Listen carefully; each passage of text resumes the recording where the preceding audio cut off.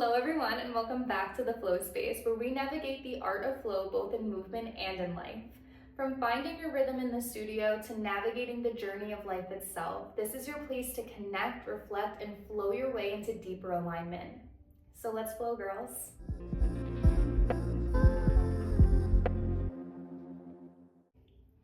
Okay everyone, welcome. I am so excited today, and not only to be on the show, but also because today is day one of my launch of my brand new course, which is called Find Your Flow.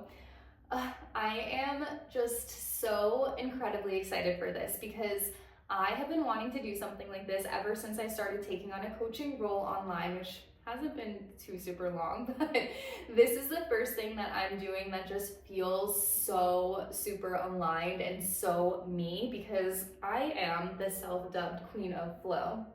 This course is all about really just finding your own authentic style, your own unique movement, your signature flow. I feel like I've become the queen of flow, which is so crazy to me. If you had told me 4 years ago that I was going to be free flowing and that's my thing, I would have been like, me? You sure?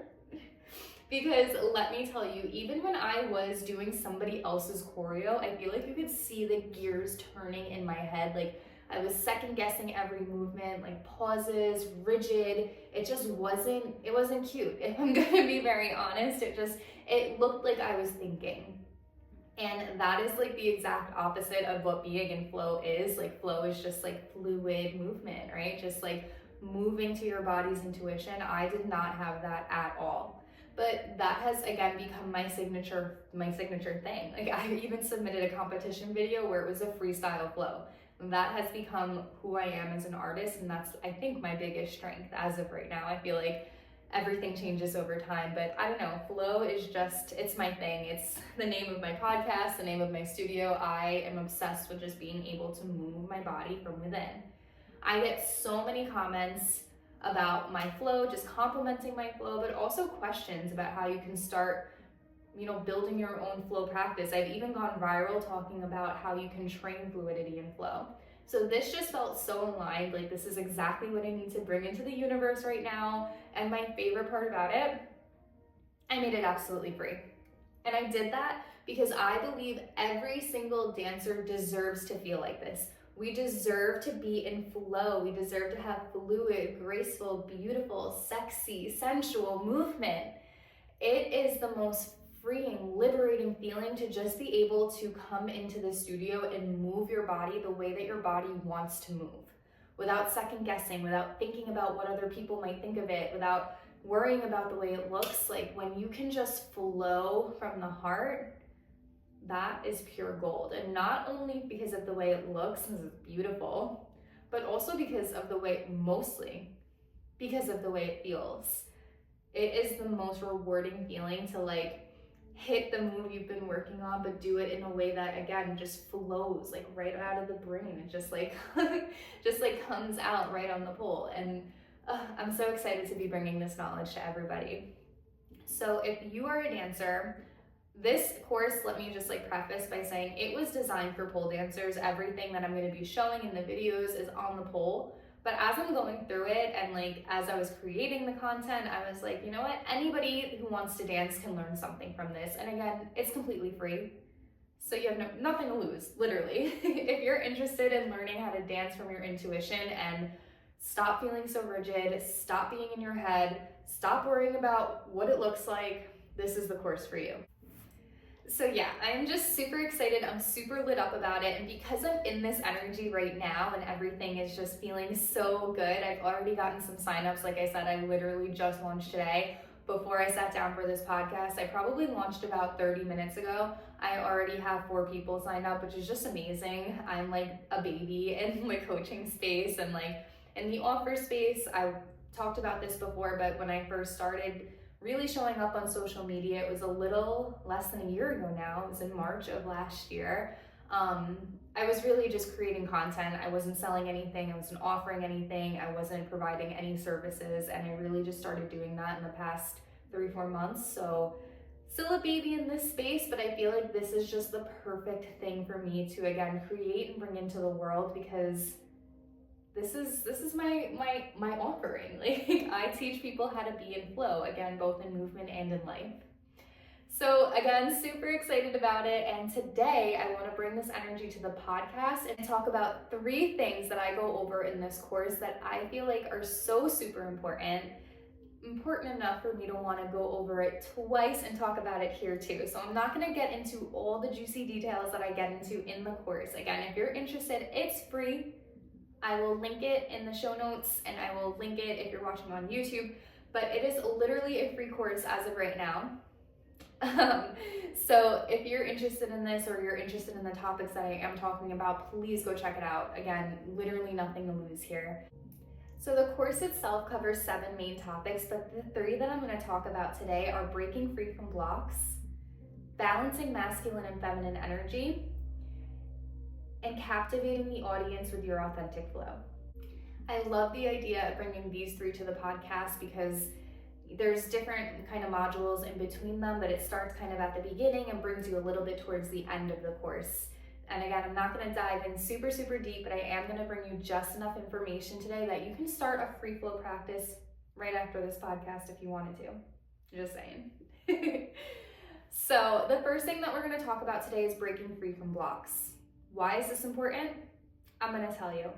Because if you're feeling like you can't move freely, if you're feeling like your movement is rigid, if you are so in your head about the way that it looks, there's something deeper going on. This is about much more than dancing. It's about much more than your movement. So buckle up. This is the first thing that I start with when I take on clients, because it's the last thing we're thinking of. When we're dancing and like our intention is just to dance, like nobody is like, oh, what are my mental blocks? What are my traumas? What is holding me back? Like, that is not where our mind goes, because again, we're not thinking of it as that deep, but it is so much deeper than just our ability to move. Our body is holding on to so many memories, good and bad. And what that means is that it's also holding on to trauma. It's also holding on to unresolved issues. And what happens over time is when you don't resolve that trauma, when you don't address these things that have been bubbling up and like locked inside of you for so long, you literally get stuck in your movement. This shows up as tight hips, tight shoulders, broken backs. Maybe not broken, but like, you know what I mean. Your back's hurt. The hips I talk about a lot because if I've said it once, I've said it 100,000 million times. Your hips are like the emotional junk drawer of the body. We store so much in the hips, and like scientifically speaking, this is because of our fight, flight, or freeze response. What happens when you experience something traumatic or something that like your body goes, whoa, this is not safe, is there's a little muscle in this area that like tenses up. And when that muscle tenses up, it not only literally tenses up, so causes that stiffness, but it's also taking a scan. Your whole body is taking a scan of everything that's happening around you. And what happens in that moment is anything that your body can pick up on, it's signaling to the brain that that's not safe. Because you experienced something traumatic or something really bad, your body's taking in every single thing that it can to protect you from it happening again in the future. And again, all of these memories, these triggers, these emotions get stored mostly in the hips, but also in other areas too. We feel sadness and grief in the heart center. We feel stress and like the weight of the world on our shoulders. Everybody relax your shoulders right now. I bet that felt really nice, right? So many of us, myself included, I will never ever forget, I went to one of my first yoga classes when I was like 18, and this yoga teacher was going around and she literally put her hands on my shoulders and pushed them down, and she said, "She who carries the weight of the world on her shoulders will never be fully free." And that stuck with me to this day. So relax your shoulders, relax your jaw, and know that there's tension in these areas because there's something that needs to be released there. So again, when I take on clients and we're working on their flow, I take on clients for 2 different reasons. So let's start there. Either it's women who really understand that they need to work through something and they're coming to me to do it through the modality of movement and pole dance, sensual dance, or It's women who are already pole dancing that are not in it for the healing. They're just like wanting to flow and like become a better fluid dancer, which is beautiful. But I always start in the same place because, again, fluidity and blockages, they don't mix. So we have to address the blockages in order to become a more fluid, beautiful, flowy dancer. And so a lot of times I'll take these clients on and we don't even flow at first. At least not like their definition of flow or what they're expecting. We barely use the pole. It's usually more of like just a prop, like we're grabbing onto it, we're acknowledging it's there, we're moving, kind of grabbing the pole, but we're not doing any spins, like we're not doing any tricks at first, because there's, again, a deeper story that we have to uncover. So at first, my free flow sessions, when I'm working with a client, it looks like you closing your eyes and starting to feel where your body wants to move from. When I say breaking through blocks or breaking free from blocks, that sounds really scary, right? Like, I feel like, you know, you are thinking like, oh my God, like a therapy session, I gotta get my journal out, I gotta get my crystals out. And I love all of those things. I am a huge advocate for all of those things. But we can begin to break through blocks and break free from our blockages by just moving our body. And moving from where your body wants to move from will tell you everything you need to know about what's been stored in there. Again, think about grief, sadness in the heart, stress, tension in the shoulders. A lot of trauma happens in the hips, but the things that I see most often, relationship abuse, sexual abuse, anything that kind of takes you out of your power, a lot of times is what happens in the hip area. So the first step here is really just getting comfortable with the uncomfortable. Start moving your shoulders a little bit more. Start moving from the hips a little bit more. And the second part to this, after you learn to just kind of move from where your body wants to move from, is recognizing and releasing the feelings that come up. We don't have to attach a story to them. I think that's the most common misconception about like breaking free from blocks. We don't have to attach a story to them. We don't have to understand every part of our trauma to be able to release it. What we do have to understand is what it's trying to tell us. If you're feeling the tightness in your hips, is it because something happened to me and I've been taken out of my power and this doesn't feel safe to me anymore? If you're feeling that heaviness, that tightness in the chest, is it because you're experiencing an immense amount of grief that you just haven't overcome yet? If you're feeling the tension in the shoulders, is there something in your life that's begging for you to release it, but you just can't or won't right now? Learning to, again, listen to what the body's trying to tell us and learning to let it go. Again, not attaching a story to it. We don't have to uncover where it's coming from, at least not here. If it's something deeper, then that is when you seek maybe a deeper kind of help. I go to therapy. I've been through a lot of really crazy things, and movement is what started my journey, but it doesn't end there for me, and it might not end there for you, or maybe it does. Everybody's different. But learning to break free from these blocks is what's going to propel your flow journey so much further. Another thing that I see a lot, again, especially as women, is the weight of the outside perception on us and how it's kind of affected us throughout our entire lives. Again, this shows up as fear of judgment, fear of being seen. You know, a lot of times we either watched growing up women be criticized for their bodies or the way that they move their bodies or what they do with their bodies, or we've experienced it ourselves. Over time, that begins to just really sink into our subconscious, and when we're doing something as confronting as pole dancing, as sensual as pole dancing, it signals to the brain like, whoa, whoa, whoa, like I was told this is bad, right? Or when we're moving our hips in a certain way, it's like, whoa, whoa, whoa, like this isn't something I'm supposed to be doing. Maybe you love pole dancing, maybe you support pole dancers, maybe you think it's the most beautiful thing in the world and you so badly want to do it. But if you have that even subconscious thought that it's something bad or it's something negative or you're going to be judged, or you don't feel good in your body and you have that self-judgment, you're not going to feel confident in your movement, and it's going to show up as that rigid, awkward, in your head kind of flow. which is what we want to move away from. So to wrap up the first thing that we talked about today, you have to break free from the blocks first. And we do that by just closing our eyes and learning and listening to where our body wants to move from.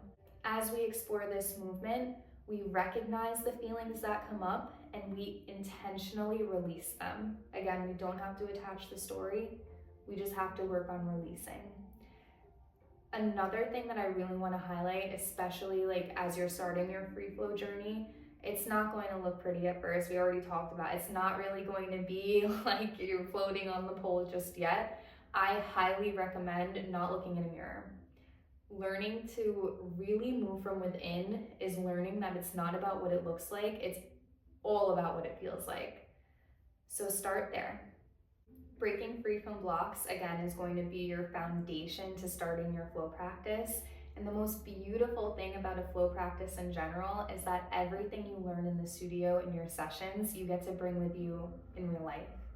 And also the other way around. So as you start to uncover and release these things in your practice, and you can bring them into your regular life, you'll start showing up more confidently in your outside life too, which means that you start showing up more confidently in the studio, and it becomes this really, really beautiful cycle. And that is my favorite part about working with clients, and I think the most surprising to them when we start with this like really, really basic, just kind of, again, intentional block-free movement is that they message me and they're like, oh my God, like I was not expecting that, but now I feel so much more confident at work.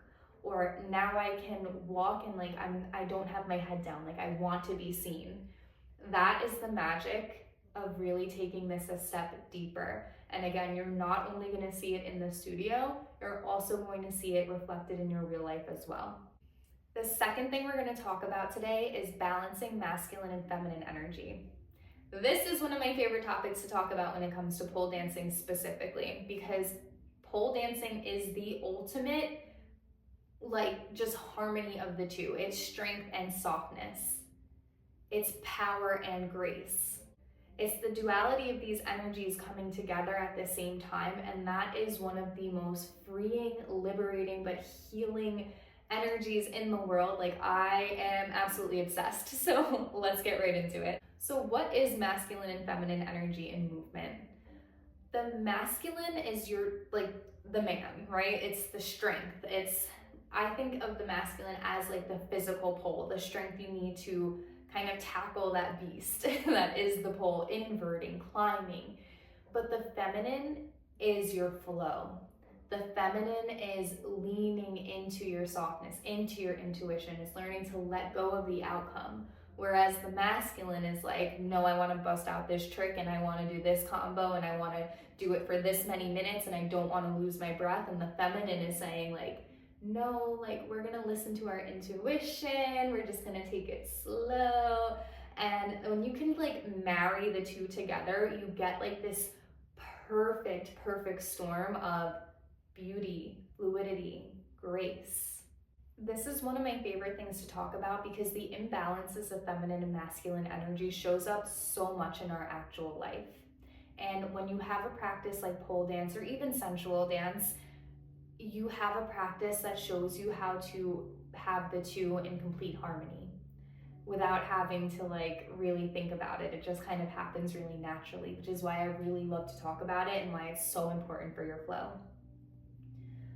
An imbalance of feminine and masculine energy can go either way. You can be too masculine or you can be too feminine.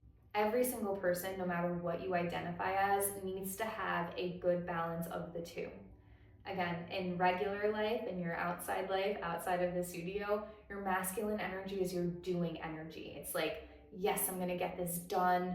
Yes, I'm feeling strong, go, go, go. Whereas your feminine is like, you're gonna lean back, you're gonna let it come to you, you're not really worried, you're just kind of going with the flow. That's the feminine. When you have too much of the masculine and not enough of the feminine, that is when your body is like, whoa, like this is a lot. You'll hear a lot about cortisol levels. That's when they're gonna be up at their highest because your body is in constant go mode. You feel guilty for taking rest or for taking breaks. You feel like you constantly have to be doing more. You feel like everything that you're doing isn't enough. You feel the need to just keep going no matter what your body is telling you, and it shows up as this really aggressive energy in your life. And then you can have too much of the feminine. When you have too much of the feminine, that shows up as being way too relaxed. That's when you're so go with the flow that you're not really doing anything at all, that you're waiting for everything to come to you, but you're not taking any action to decide what it is that even looks like. Like, the universe can't respond to you if you're not taking any action at all, because it doesn't know what you want. And that's what having too much of the feminine is.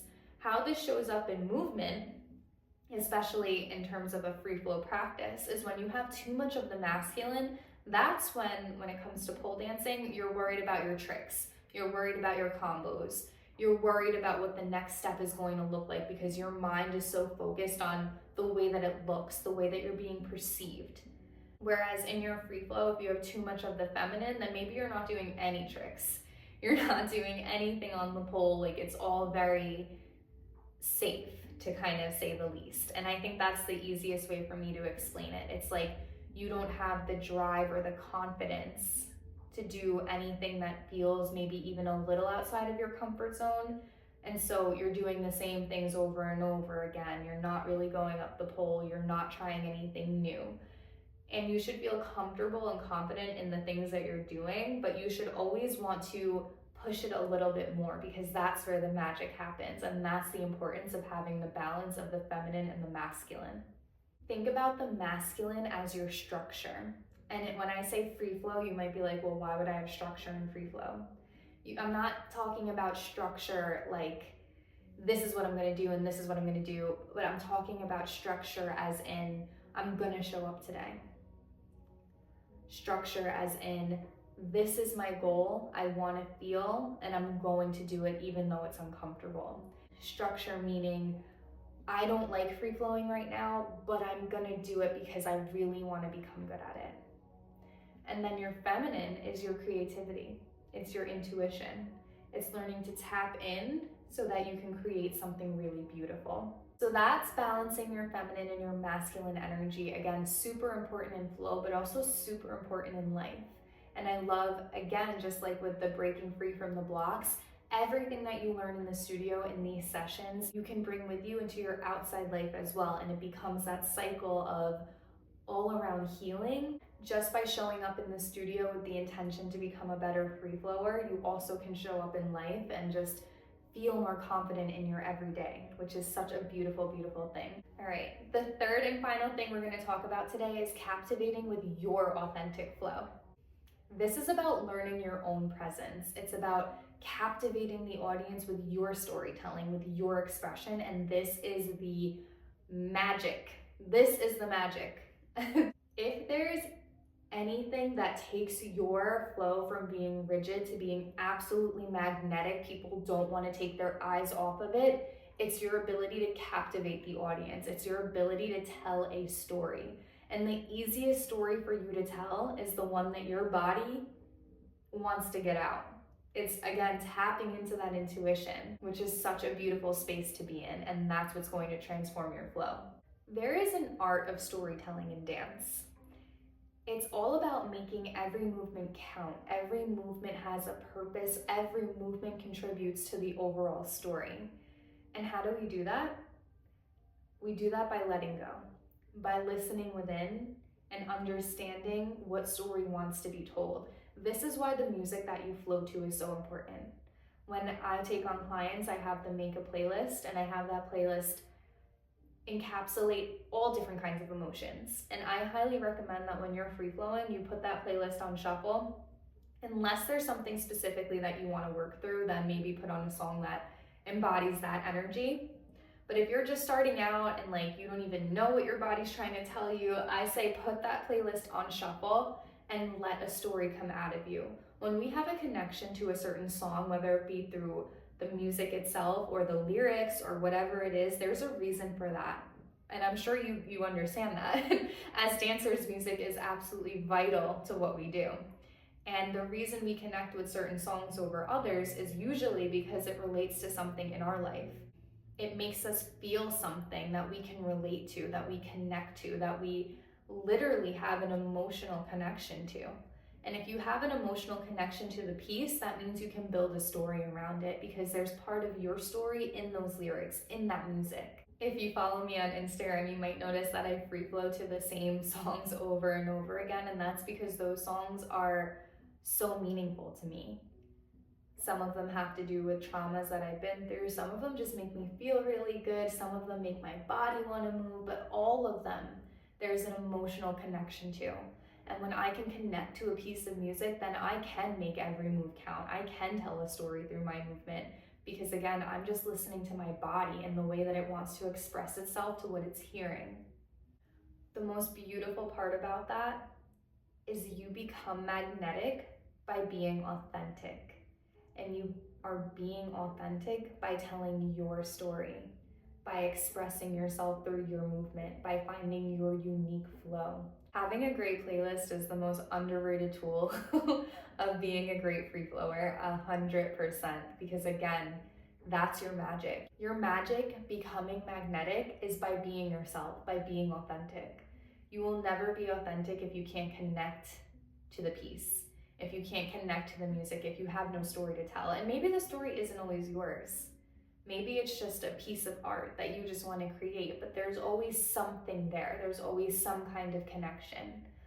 And learning which music your body moves to best. A lot of times my free flows are too like those sad, sappy, like those flowy kind of songs. But you know, sometimes I do pop out and do something a little bit more sexy too. It depends on what kind of energy I'm feeling. And that's again why I think you should have a playlist that encompasses it all. But also make other playlists that, you know, if you are feeling more sexy, more sensual, just put that one on, see what comes out, see what happens. If you're feeling like you want to be powerful, put on music that makes you feel powerful. But learn to really tell a story through your movement and be authentic with it, because that is what captures the audience's attention. That's what makes people not want to take their eyes off of you. When they feel like every part of your movement is a part of a bigger story. They want to know what happens next, and you should want to tell them what happens next. That's, again, where the magic truly lies. Another part of captivating with your authentic energy is learning how to use your facial expressions, your body language. It's not enough to just tell a story. You have to feel it. You have to embody it. You have to become it. That's what separates a really great dancer to a freaking amazing dancer. When every part of their being, again, their facial expression, their body language, the way their body's moving, it all contributes to the greater story of the piece. And the only way that we can become comfortable doing that is by practicing. Put on those songs that make you feel seductive. What does your face look like then? Record it. You don't have to post it anywhere if you don't like it, but you need to get comfortable doing it. You need to get comfortable feeling that energy and expressing that energy. And intentionally connect with your audience. A lot of times if I'm recording myself, I'll intentionally look at that camera when I'm doing something. If I'm performing in real life, I'll intentionally make eye contact with people in the crowd because I'm telling you a story and I want you to look at me. And if I want you to look at me, then you best believe I need to be looking at you. It is so important to really master the art of flow, to master your art of storytelling. And the beautiful part about storytelling, again, at the end of the day, it's just you. It's your expression. It's your authenticity. Lean into that, and that is when you'll captivate your audience. All right, so today we talked about 3 things that can help you become a more magnetic, beautiful, flowy, fluid flow dancer. And that was breaking free from blocks, balancing your masculine and feminine energy, and captivating with your authentic flow. I hope you found this helpful. Again, all of this is just like a little crumbs of what I'll be teaching in the Find Your Flow course. So if you liked this episode, please check out that course. It's free. Again, nothing to lose. And I just want everyone to feel like their best selves when we're flowing, because we all deserve that. And we don't only deserve to look good, we deserve to feel good. And like I mentioned so many times in this practice, everything that you do in a free flow session shows up in your outside life too. And that's one of my main missions in life, is to heal the world just a little bit through pole dancing and being sexy. Thank you so much again for being here with me today, and I will see you again next week with love and flow.